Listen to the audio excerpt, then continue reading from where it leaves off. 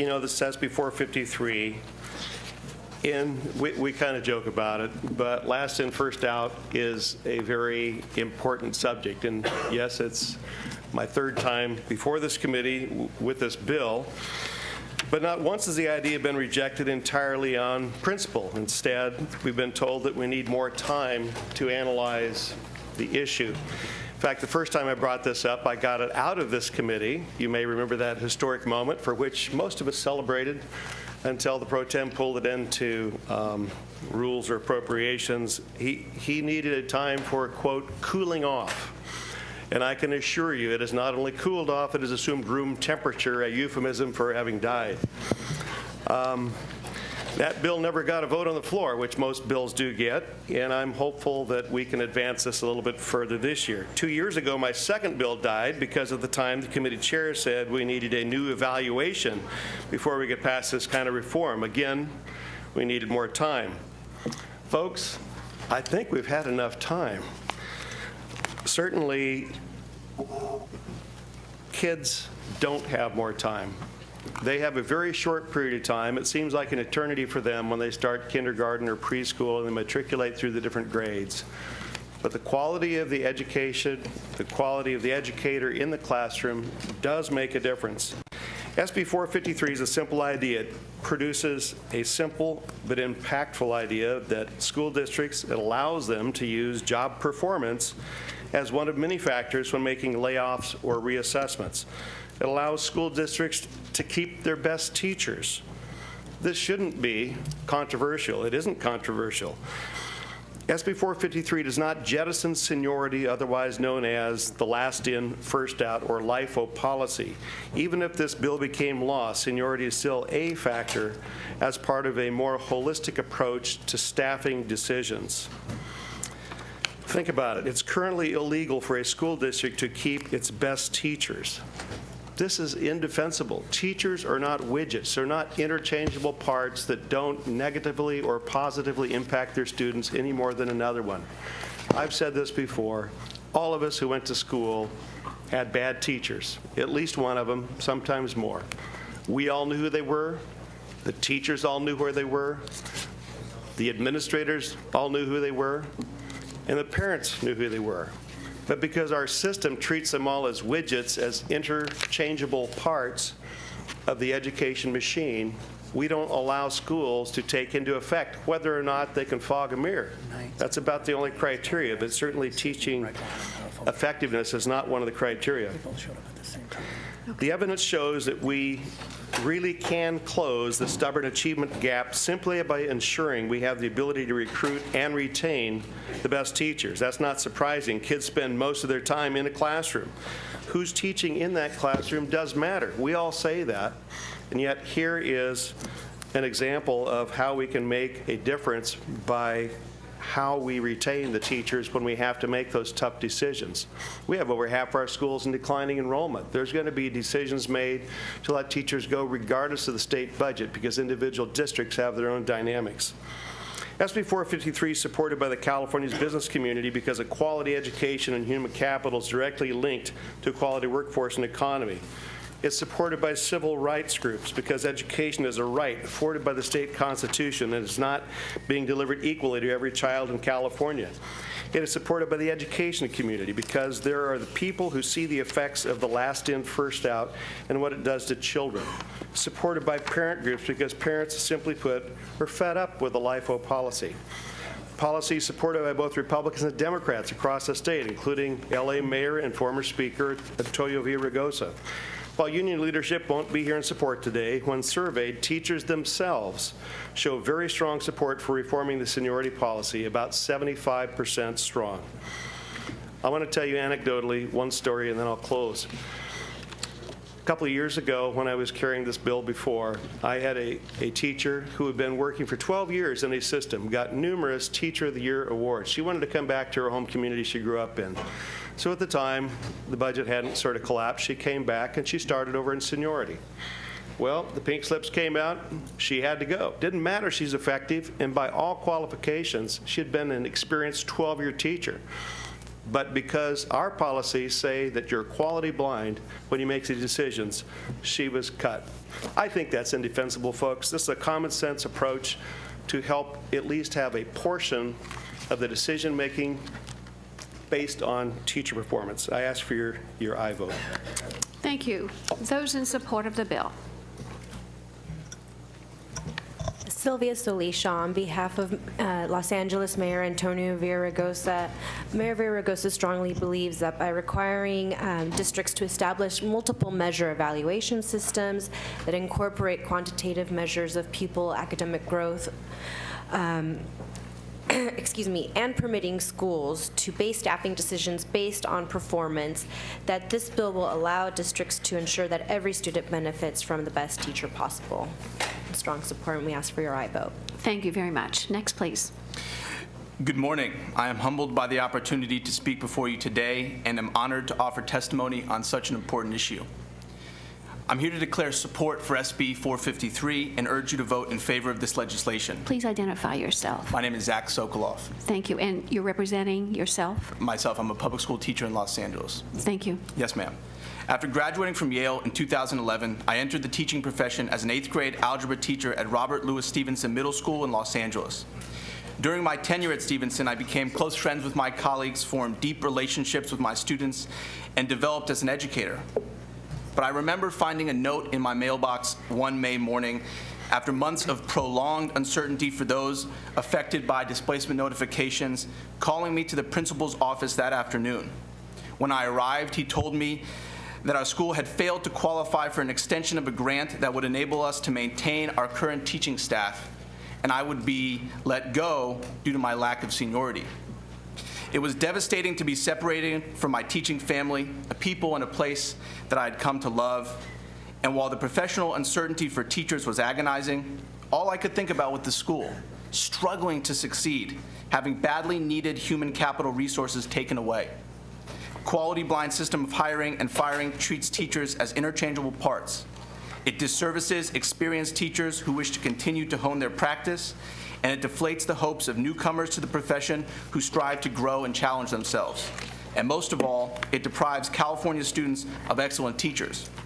And while it's difficult to describe exactly what makes a teacher great, a system that values excellence must design some method of measuring it. An approach that uses multiple inputs to evaluate a teacher places an emphasis on the development of its practitioners with a goal of growth for themselves and their students. Senator Huff's SB 453 establishes a strong evaluation system that acknowledges teaching is a complex profession, with some individuals taking naturally to one aspect but needing assistance in another. Teachers must balance many different roles and solve many different problems. And a fair performance evaluation system rewards examples of success and provides help to those in need of support. Unfortunately, I will be leaving the classroom at the end of this year. I will be earning a JD MBA from Harvard Law School and Harvard Business School. I'm sad to once again leave my students and my school after only 1 year, but I'm excited by the opportunities that lie ahead. I'm reaching for the skills that will help me bring positive change to the laws that govern the teaching profession.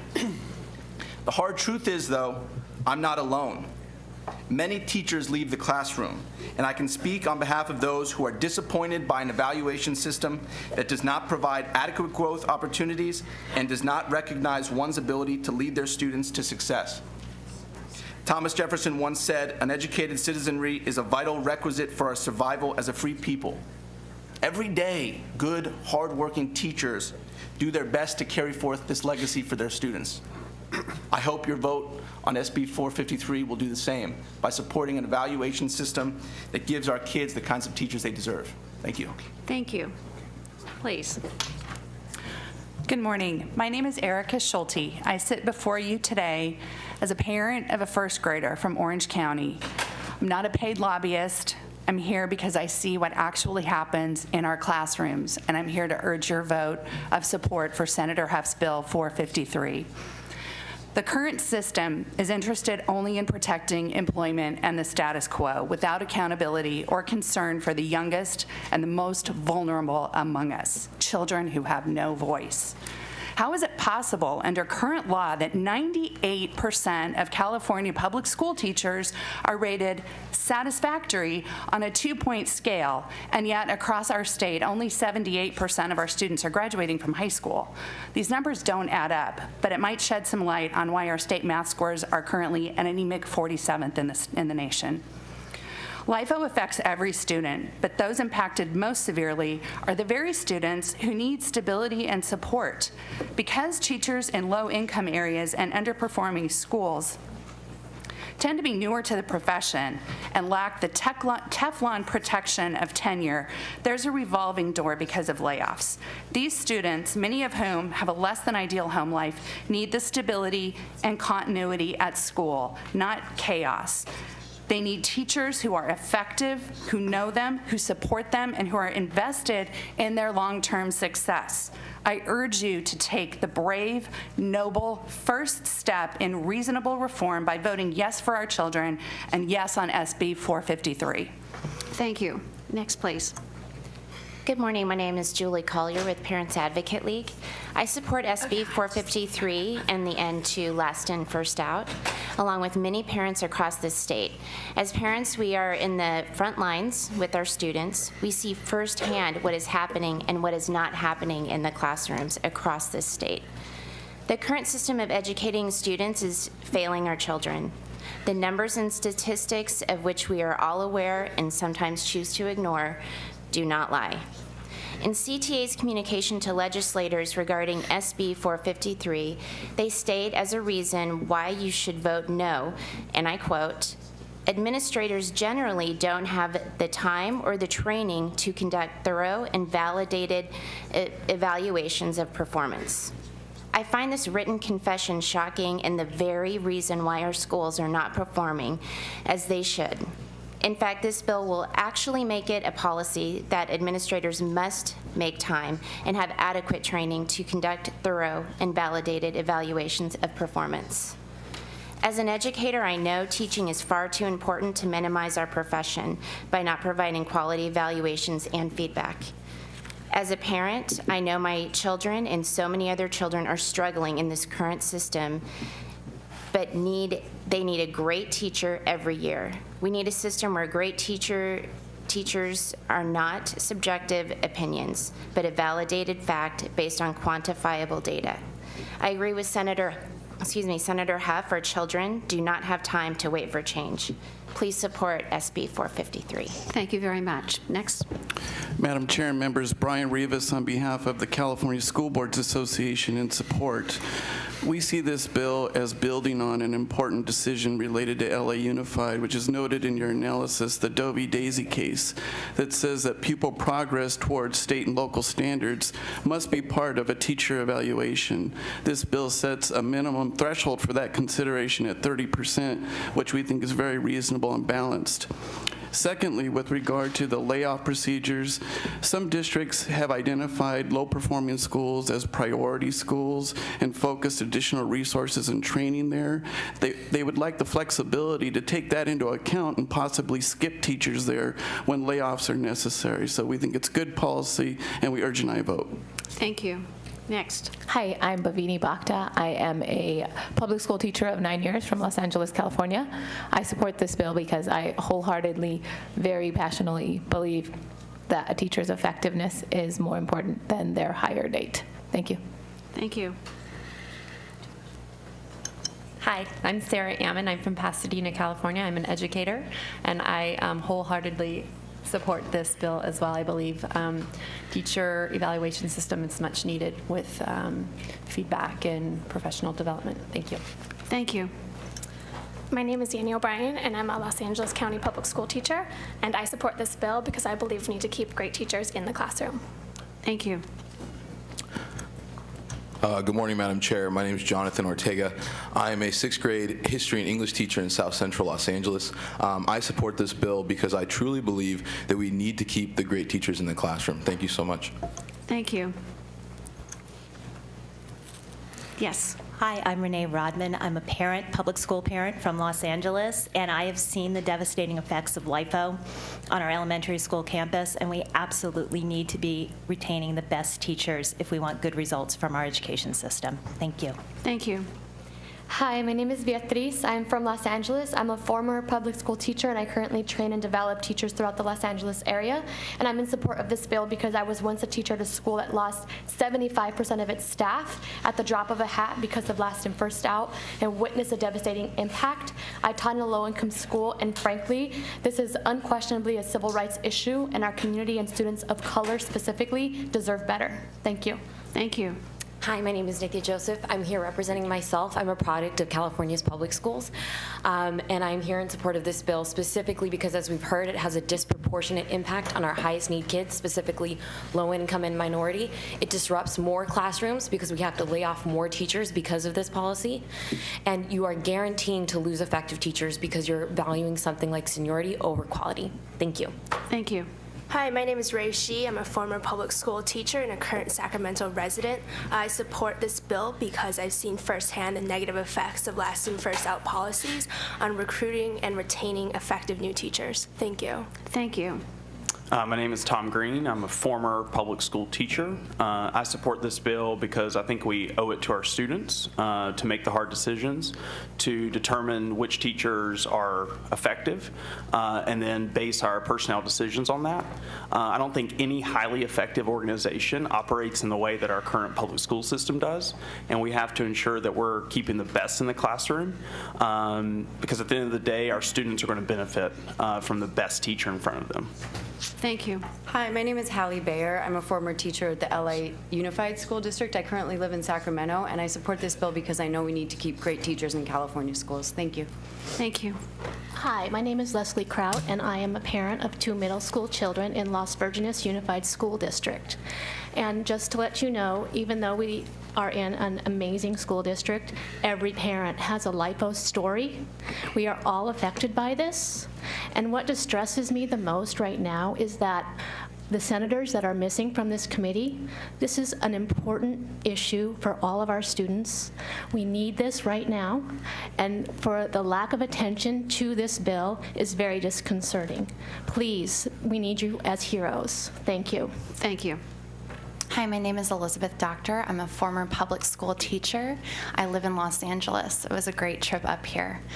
I have to say that getting rid of LIFO is crucial to our education system. I talk to teachers all the time, and I can tell you that it is at the forefront of their mind every year.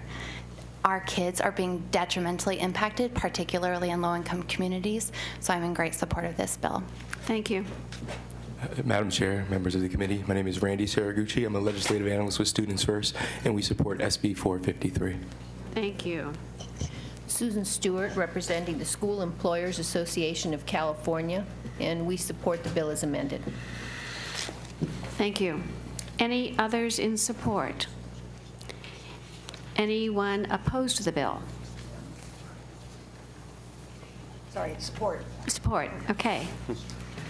Hi, my name is Rosalie Hagstrom, and my husband and I are both charter school teachers, and we came late to the profession, and we would both be with, I was just telling a teacher yesterday, we would both be without jobs if LIFO was in our charter. And the reason that's so important is because we choose our teachers, and I also work in administration in the charter, and I don't know how I could ever be a regular school principal with this idea that you would know that you weren't doing the best for the kids and you wouldn't have a choice.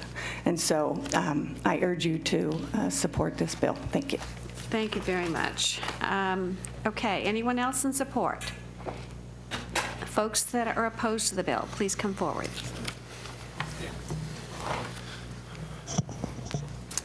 Madam Chair, Senators, Seth Bramble on behalf of more than 300,000 educators, members of the California Teachers Association, respectfully in opposition to Senate Bill 453.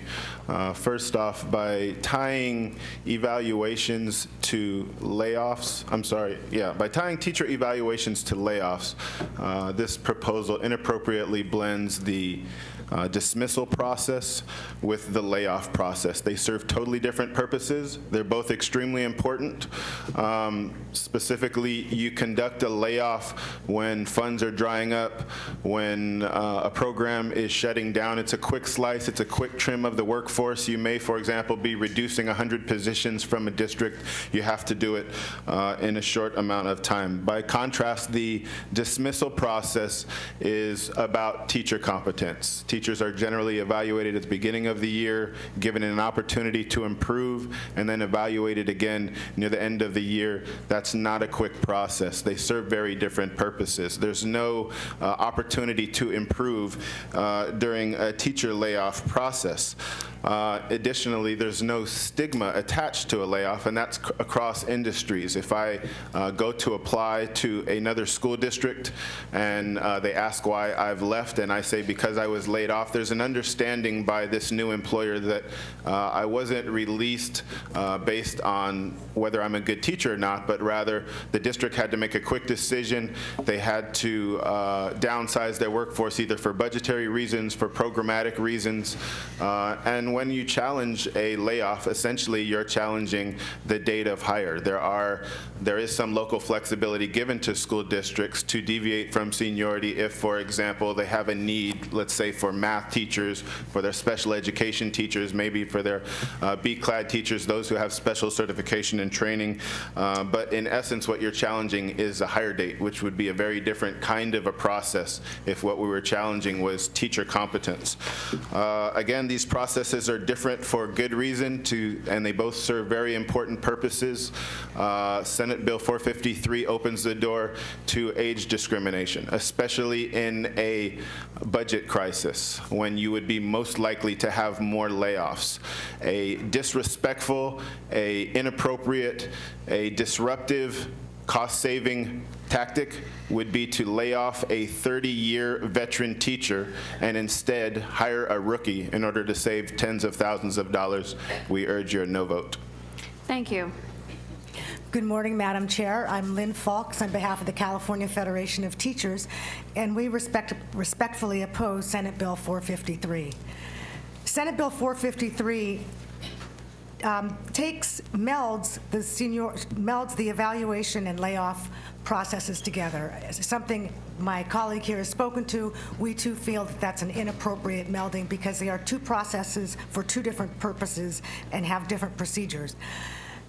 Further, the bill talks about layoffs, and we've heard a lot of conversation about the problems that occur in local districts and the disruptions that occur in local districts during layoff procedures. Layoffs occur because of fiscal uncertainty and budget cuts. And we, too, do not appreciate the disruption that occurs under those circumstances. However, we don't think that this is the solution. We think the solution is to provide districts with greater fiscal certainty and greater fiscal resources. Recently, we've worked together collaboratively with our community partners to pass Proposition 30 in an effort to stabilize school funding. We think that the greater issue is school funding and do not believe that SB 453 provides the answers. So given that, we ask your no vote. Thank you. Next, please. Good morning, Madam Chair and Senators. My name is Rigel Massara with Public Advocates and a former public school teacher. With respect to the author for contributing to this very important conversation, Public Advocates opposes this bill because of its effort to tie teacher evaluations and employment decisions so extensively to student standardized test scores. Like many here, we also hope to reform teacher evaluation procedures to target teacher effectiveness for all students. However, as the State Superintendent of Public Instruction's Task Force on Educational Excellence explained in its report last fall, Greatness by Design, which reviewed the research around using value-added measures, these student growth measures are highly unstable when used to assess, let alone dismiss, individual teachers. California needs a standards-based evaluation system created and executed in partnership with teachers, parents, and students, which focuses on all teachers' professional growth to improve student achievement. Thank you. Thank you. Next, please. Madam Chairwoman and members, Jai Suprasad with the California School Employees Association. We too are in opposition to this bill for the aforementioned reasons. I would just add from perhaps an anecdotal evidence. I was the school site president for our elementary school. I have 2 young children. And it's interesting to me that, when the budget cuts came down in the 20 billion or so plus over the last 5 years, it was the more senior teachers at our campus that seemed to be able to roll up their sleeves and go from 20 students to 30. They didn't like it, but from experience comes this ability to recognize how to do things as much as you can under the circumstances you have. So hate to have these 2 issues tied together. I would urge you to oppose this bill. Thank you. Thank you very much. Anyone else opposed to the bill? Any questions from members? A member. Senator Weiland. I don't know why you're looking at me. Because you're vice chair. Oh, there you go. There you go. Well, I appreciate this bill. I understand, I think, that, and I want to say this again, I think everyone who is teaching, it's a noble profession, and it deserves our respect. We also have to, and I think this is the genesis of Senator Huff's bill, to understand that in making public policy, we have to focus on the students. We have to focus on the children, which is not to say that teachers don't do that, but there is clearly a sacrifice. I would just talk about one element of that, and that is the element that every single teacher I know or administrator will acknowledge. Let's just talk about the element of that small number of teachers who really shouldn't be teaching. Now, the worst of those we know about because we've seen television reports and read reports about the so-called rubber room. New York City is such a big system, it has a separate building because it's impossible, and those are the worst of the worst. I'll give you one quick anecdote. When my sister, my youngest niece, had a teacher in a very good school with good teachers who it just wasn't working. And she had to work her way up finally to the principal. And the principal said, okay, here's the story. This teacher should not be teaching. I tried to work with the district to make that change. It's just too hard. I will let you change if you don't tell any of the other parents, because otherwise they'll all want out of this classroom. So one small example would simply be, what if that percentage, which is certainly small, that alone justifies, I think, this bill. And every teacher that I've ever talked to, every principal knows about this, and those who have taken the effort have had teachers come up to them with this very small number and say, thank you, thank you. I no longer will inherit the kids from so-and-so's class that I have to make up all this work for. The one other thing I think is really important, and that is more money into the educational system, which I strongly believe in. I think the only way we're going to do that is to restore California as a magnet for business investment, and it isn't. Many of the people in this room don't know that. I won't go into great detail. I'll just use one example. When Intel, whom we all know, 15 years ago says we can't build another factory in California unless you make these changes, and they aren't made. And now they're building one of the biggest chip factories in the world in Arizona. They're the first or second largest private employer in New Mexico. They have 15,000 employees in Oregon on a campus with other California companies. We can't ultimately sustain. We can do Prop 30s after Prop 30s. At the end of the day, we need to keep companies like that here. It's the only way we're going to generate enough revenue, which we do need to put into the education system. So anyway, I thank you, Senator Huff, for bringing this bill. I would encourage those who used to be teachers to please come back.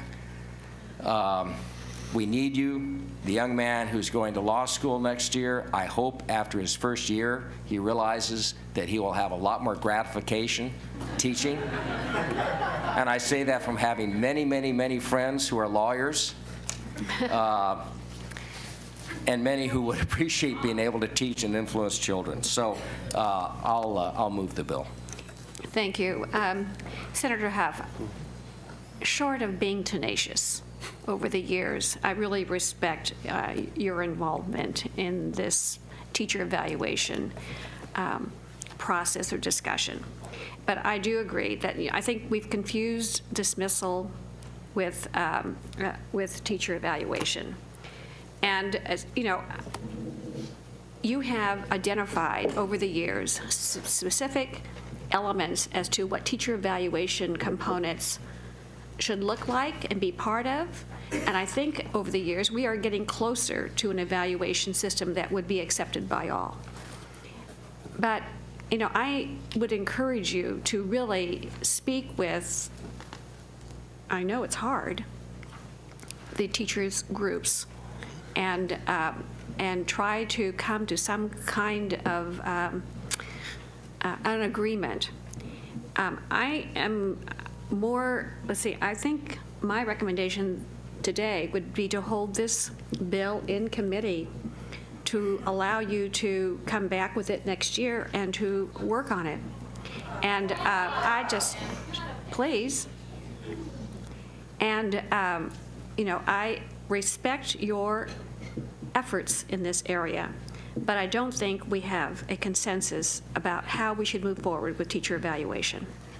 And we do have other bills today. Senator Calderon has a bill, and I know some folks on the other side in the Assembly also have bills on this area.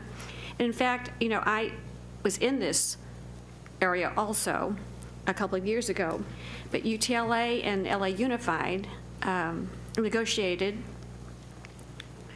an evaluation process that I really want to see what's going to happen with that prior to the state coming down and mandating that this is the way it ought to happen.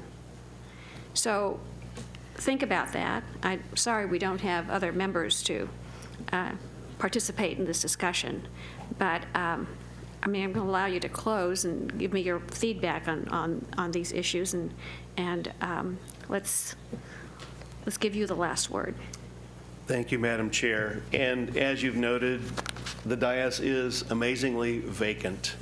And I would respectfully ask for the members of this committee to come back and take a stand, take a vote today on a yes or no. I do want to vote on this.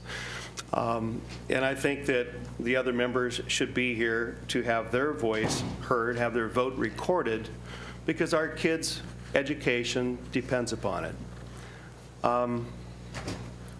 I would like the members to be here and vote and look in the eyes of the young teachers that came up here and spoke in favor of this bill. I'd like them to look at the parents that came up here and spoke.